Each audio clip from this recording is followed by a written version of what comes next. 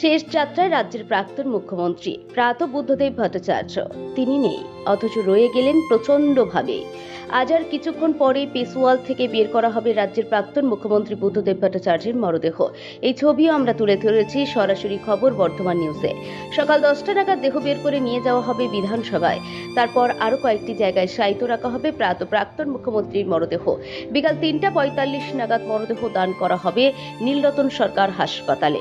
গতকাল সকাল 8টা 20 কলকাতার পাম এভিনিউয়ের বাসভবনে শেষ নিঃশ্বাস ত্যাগ করেন তিনি। মৃত্যুকালে বয়স হয়েছিল 80 বছর।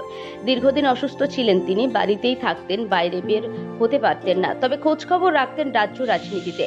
তার প্রাণে শোকস্তব্ধ গোটা বাংলা।